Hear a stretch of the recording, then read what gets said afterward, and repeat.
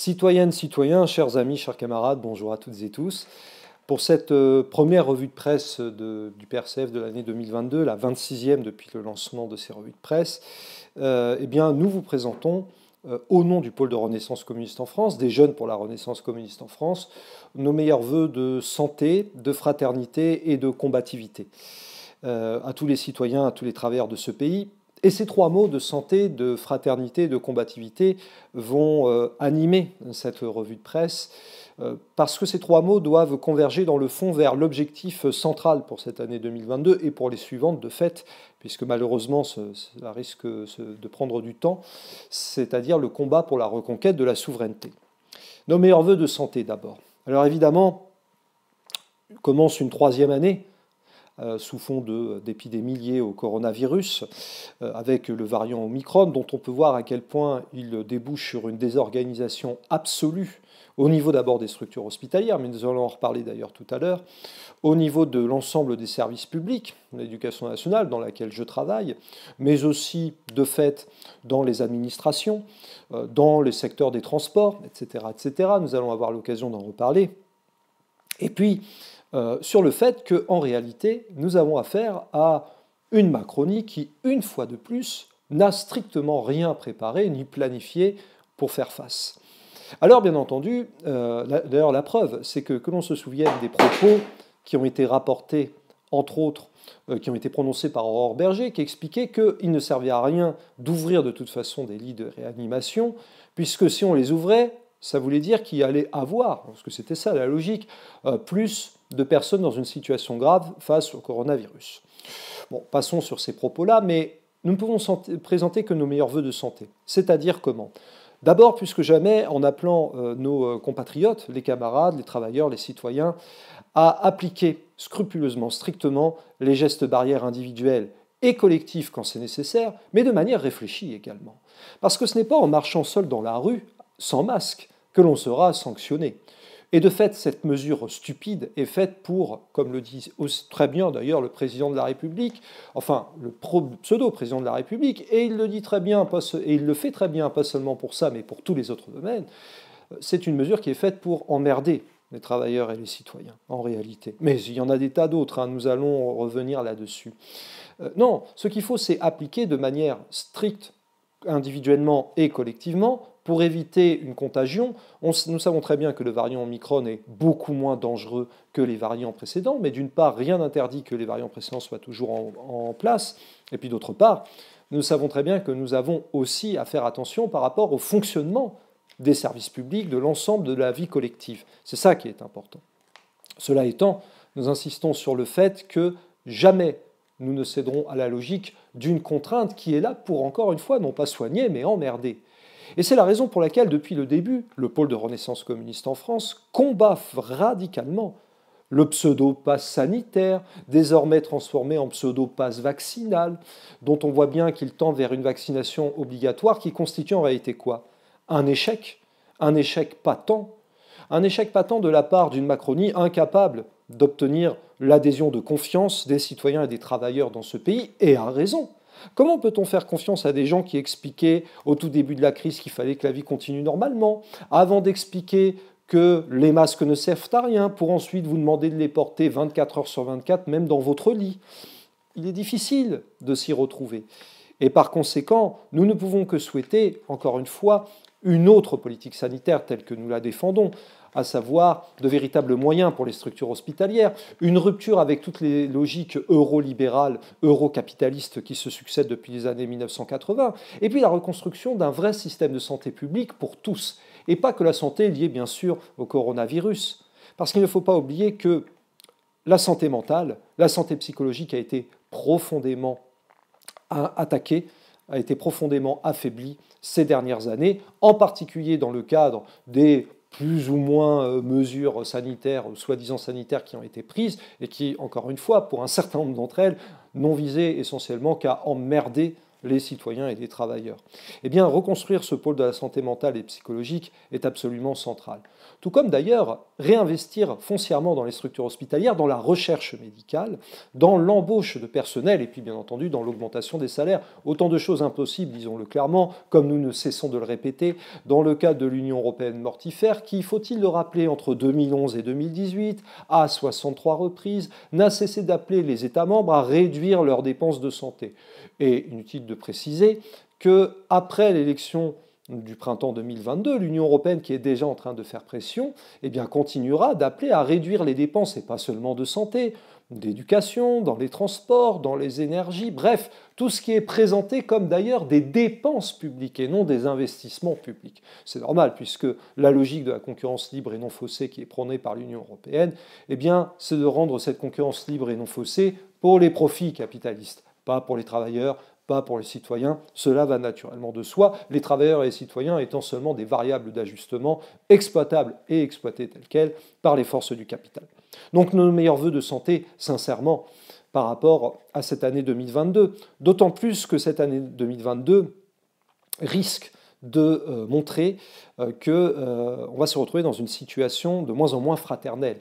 Nous adressons aussi nos vœux de fraternité. Et ces vœux de fraternité, eh bien, évidemment, nous ne les adressons certainement pas à nos ennemis politiques, la bande des quatre réacs, Zemmour, Le Pen, Macron, et puis la young leader Pécresse, qui est une espèce de Margaret Thatcher pseudo-française et qui pourrait être une alternative pour le bloc bourgeois au cas où Macron serait complètement carbonisé. En tout cas, Macron, lui, a clairement déclaré la guerre, pas avec sa déclaration où il appelle à emmerder les Français, ni même le 31 décembre 2021, nous allons y revenir, il l'a déclaré depuis beaucoup plus longtemps aux travailleurs citoyens de ce pays. Car Macron est un ennemi de la fraternité, un ennemi de l'égalité, il ne sait même pas d'ailleurs que le mot existe, et puis bien entendu un ennemi des libertés, quand bien même, d'ailleurs, il peut se présenter comme étant le défenseur des libertés. Et à ce sujet, outre le petit mot, bien sûr, sur emmerder les Français, il faut relever que dans la déclaration qu'Emmanuel Macron a accordée, en tout cas l'entretien qu'il a accordé aux Parisiens dans un entretien payant, il a clairement expliqué, et c'est ça qui est très intéressant, que dans le fond, les non-vaccinés, eh bien, ils sont un problème pour la société et ne sont plus des citoyens. Pourquoi ? Parce que, selon lui, eh bien, la liberté devient un véritable problème, un danger, à partir du moment où elle met en danger les autres. Et qu'est-ce qu'il sous-entend par là ? Eh bien, il sous-entend que si on met en danger les autres, on est irresponsable, et il conclut avec cette terrible phrase, un irresponsable n'est plus un citoyen. Mais quelque part, il n'a pas tort. Parce que les vrais irresponsables dans ce pays, qui sont-ils ? Mais ce sont tous les eurogouvernements qui se succèdent depuis 4 décennies et qui, en effet, à nos yeux, ne sont ni des citoyens et certainement pas des travailleurs, mais constituent une oligarchie corrompue qui n'a cessé de diriger le pays et de le conduire vers le désastre absolu depuis plus de 4 décennies.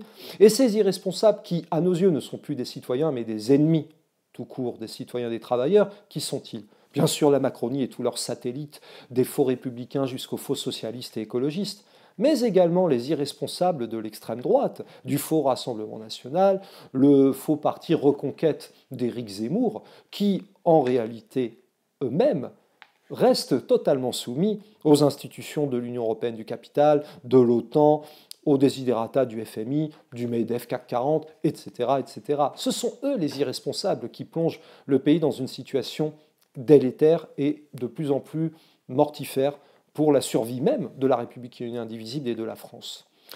Et insistons quand même sur une chose, c'est que Emmanuel Macron, qui a été présenté comme pseudo-barrage au fascisme au soir du premier tour de l'élection présidentielle le 23 avril 2017, qui par Pierre Laurent, qui par Benoît Hamon, qui par Philippe Martinez au sein de la CGT, qui ferait bien mieux d'ailleurs de mobiliser au maximum l'ensemble des fédérations, des UD, des unions locales, s'il en a le pouvoir d'ailleurs, c'est même pas certain, plutôt que d'appeler à faire un faux barrage à Emmanuel Macron. Eh bien Emmanuel Macron a prononcé quelques mots qui sont extrêmement lourds de sens et qui ne font que révéler ce que nous disons toujours. Il a toujours été non pas un barrage au fascisme, mais un agent, un carburant puissant de la fascisation.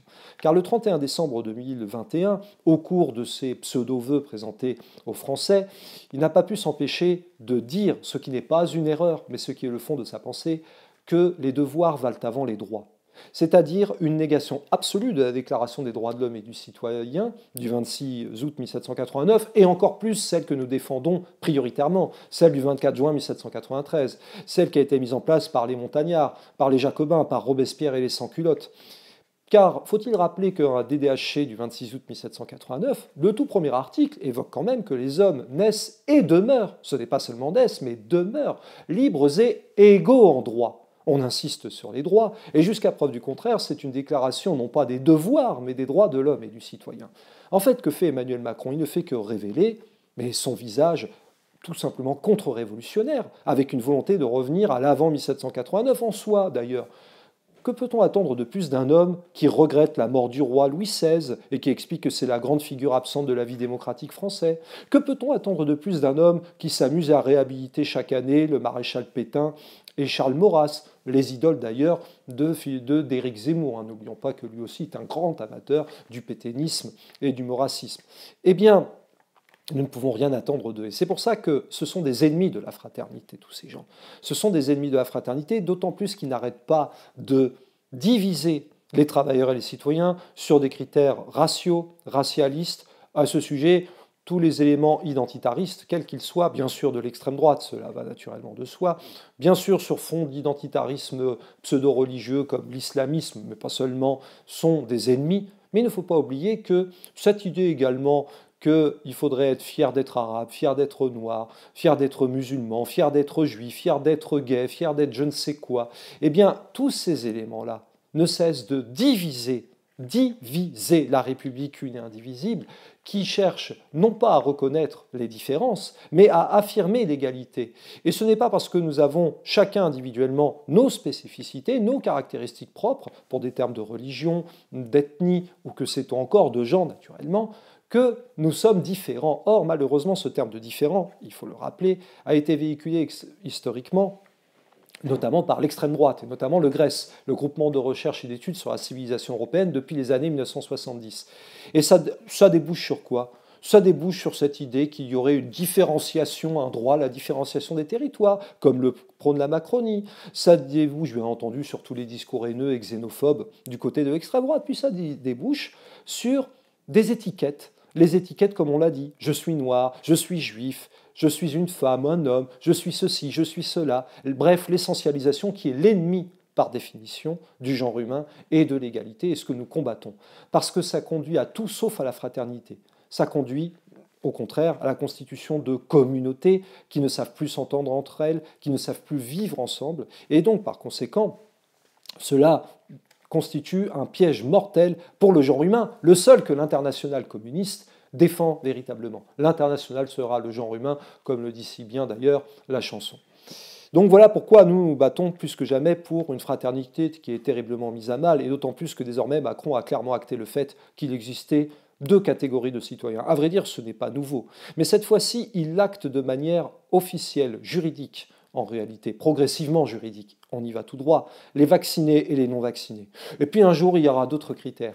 Et c'est pour cela que, au passage, nous n'avons jamais, nous, au PRCF, fustigé les non-vaccinés dans les termes tels qu'ils sont aujourd'hui employés. Pourquoi? Parce que nous savons très bien que derrière cette entreprise de division, en plus à des fins électoralistes minables, vise en réalité à assurer la réélection du despote Macron, puisqu'il s'agit d'un despote, et en n'oubliant pas que la non-vaccination, eh bien, elle débouche de quoi? On l'a dit tout à l'heure, d'une défiance absolue vis-à-vis de vaccins qui peuvent être jugés dangereux, ça c'est de l'avis de chacun, et surtout de la défiance absolue vis-à-vis d'un pouvoir auquel on ne peut plus croire.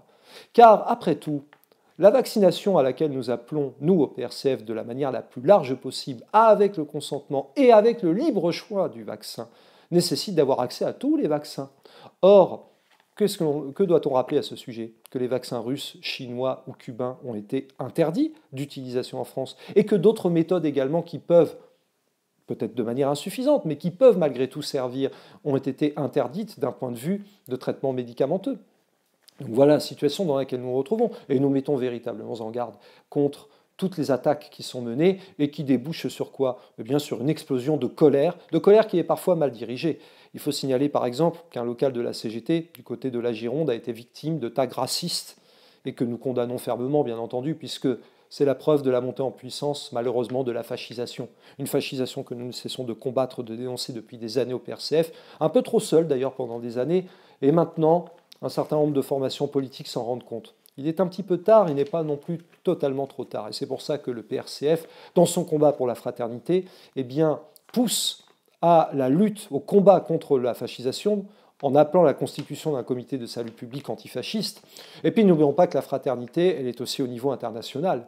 Or, nous voyons très bien le jeu qui est mené par l'impérialisme états-unien avec ses laquais, à commencer par le pouvoir macronien, de menaces sans cesse répétées vis-à-vis de la Russie, qui soi-disant va envahir l'Ukraine parce qu'il y a des soldats russes à la frontière russo-ukrainienne. Mais heureusement qu'il y a des soldats russes à la frontière de son propre pays, lorsqu'on sait que l'Ukraine pourrait intégrer l'OTAN, c'est-à-dire devenir un objet, devenir une base de guerre américaine, états-unienne, encore une fois, pour attaquer la Russie. Et puis bien sûr la fraternité avec le peuple chinois, puisque nous voyons bien comment les États-Unis ne cessent de pousser à la guerre, à la logique de guerre, vis-à-vis de la Chine populaire. Quand bien même il faudrait relever qu'il semble, je dis il semble, l'information est à confirmer, mais qu'une déclaration ait été signée par la Russie, par la Chine, par les États-Unis, par le Royaume-Uni, par la France notamment, appelant à ce qu'il n'y ait pas de guerre nucléaire. Mais c'est le moins que l'on puisse espérer. Cela étant, cela montre aussi l'état dans lequel nous nous retrouvons. Si une telle déclaration est signée, ce n'est pas par hasard. C'est parce que malheureusement la menace existe. Et encore une fois, nous mettons en garde contre l'impérialisme et ses laquais qui ne cessent partout où ils passent, du côté des frontières russo-chinoises, du côté de l'Amérique latine.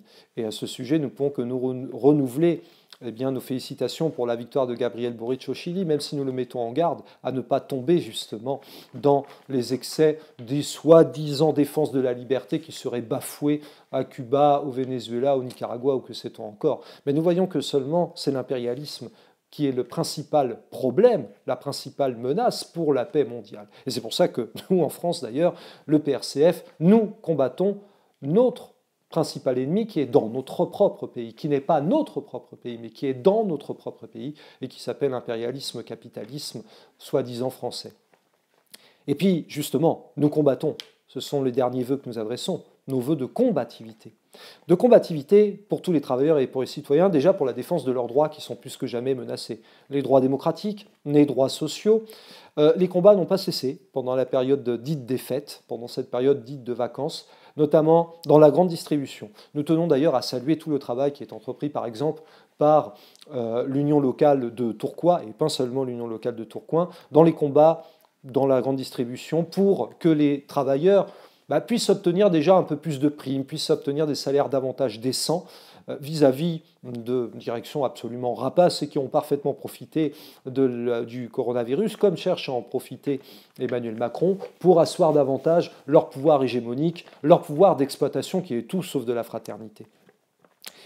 Par rapport à ça, nous adressons donc un salut chaleureux à ces travailleurs de la grande distribution et puis à tous les autres travailleurs qui sont de plus en plus victimes non seulement de conditions sanitaires déplorables, mais aussi de l'exploitation patronale à tous les niveaux. Une pensée particulière en cette rentrée également pour les enseignants qui doivent faire face à des situations ubuesques, à une désorganisation absolue au niveau des structures administratives enseignantes.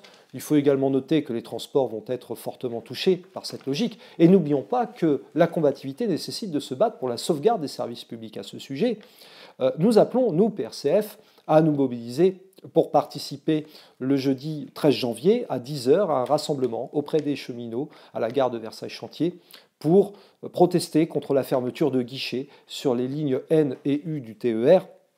Nous sommes depuis des années aux côtés de nos camarades cheminots, notamment de la CGT, mais pas seulement, qui se battent pour des conditions de travail décentes et puis pour empêcher l'euro-privatisation, l'euro-destruction des lignes de chemin de fer, des services publics. Cette année 2022 sera une année de grande combativité et d'autant plus que, disons-le clairement, les élections qui se profilent risquent d'être absolument catastrophiques pour les travailleurs et les citoyens. Parce que l'oligarchie, elle a ses candidats. Les candidats font partie de cette fameuse bande des 4 réacs, Zemmour, Le Pen, Macron, Pécresse, qui ont prêté allégeance à l'UE du capital, à l'euro, à Washington, au CAC 40, au MEDEF. Rien ne changera avec eux, absolument rien. Tout simplement parce qu'ils sont là pour défendre les intérêts du bloc bourgeois. La petite différence petite ou en tout cas une différence non négligeable étant dans la xénophobie et la haine des musulmans beaucoup plus prononcée chez Zemmour et aussi chez Le Pen, éventuellement que chez Macron, qui cependant n'hésite pas à donner, rappelons-le, des entretiens à valeurs actuelles pour taper également, pas seulement sur les islamistes, mais sur les musulmans, là encore, avec cette volonté, vous voyez, de diviser les travailleurs et les citoyens de ce pays. Tout comme le salut ne viendra pas davantage, il faut le dire, de la pitoyable social-démocratie qui ne mérite même pas ce nom-là, et qui cherche désespérément à trouver une pseudo-candidature unitaire qui, en Yannick Jadot, en Anne Hidalgo, en Arnaud Montebourg, en Christiane Taubira, tous ces gens qui, eux aussi, sont des européistes, des atlantistes patentés, à commencer par le dénommé Raphaël Glucksmann, qui ne rate pas une occasion pour taper sur le soi-disant génocide des Ouïghours en Chine, vis-à-vis de la Russie. Mais si Raphaël Glucksmann est un si grand défenseur des droits et de la fraternité, il ferait mieux de se préoccuper de ce qui se passe au Golan à l'heure actuelle, à savoir la colonisation du Golan avec bien sûr l'aval de M. Biden, qui, faut-il le rappeler, selon M. Roussel, pourrait prendre sa carte au PCF, eh bien Israël en profite pour coloniser encore davantage le Golan, qu'il occupe depuis 1967, d'ailleurs en violation totale de toutes les décisions internationales qui ont été prises. Et puis enfin, nous avons le bloc des eurogauches, auquel appartient justement Fabien Roussel, avec son projet d'Europe au service des gens, de SMIC européen, d'Europe sociale, en tout cas certainement pas de Frexit, progressiste même pas non plus d'ailleurs, mais de Frexit tout court, parce qu'il paraît que le Frexit enfermerait dans le nationalisme. Un argument d'ailleurs que Jean-Luc Mélenchon commence lui aussi de plus en plus à reprendre.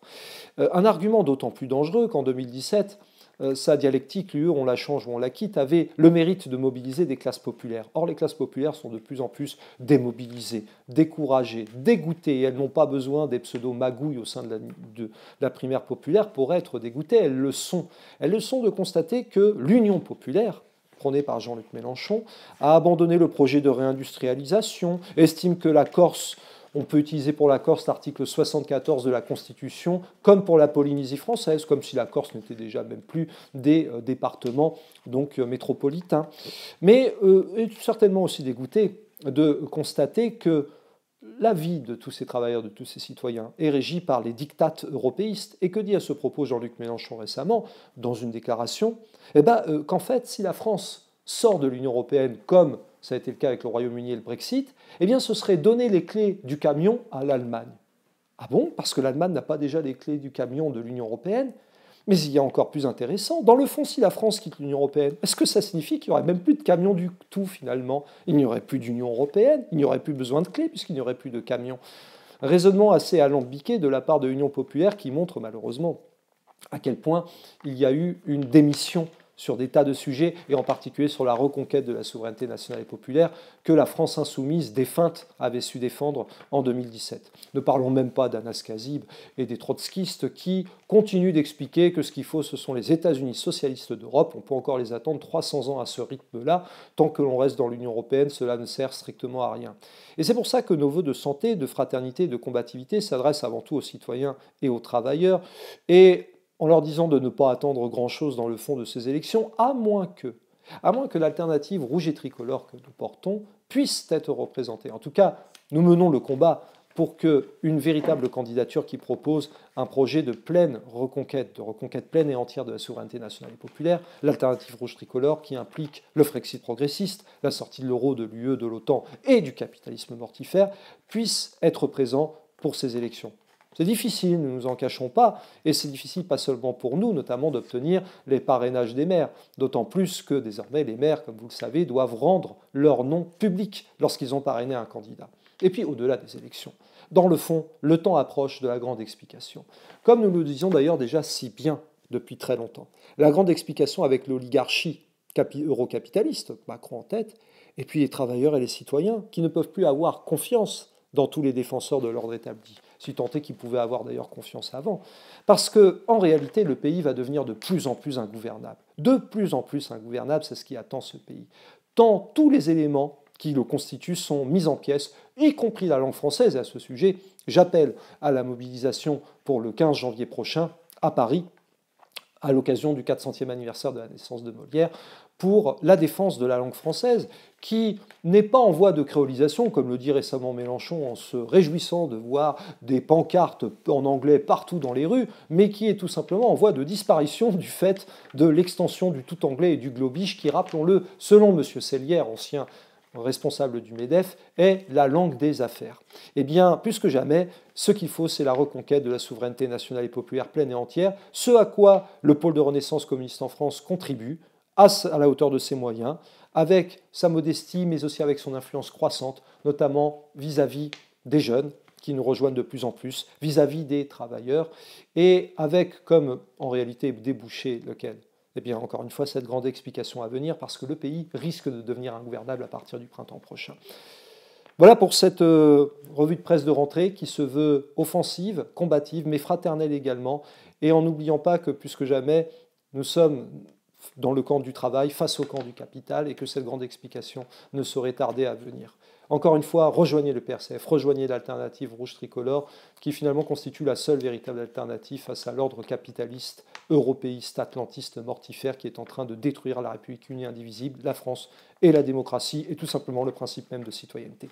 Le combat continue, camarades. Le peuple en ce jour sans cesse répète: ah ça ira, ça ira, ça ira. Malgré les mutins tout réussira. Nos ennemis confus en restent là, et nous allons chanter Alléluia.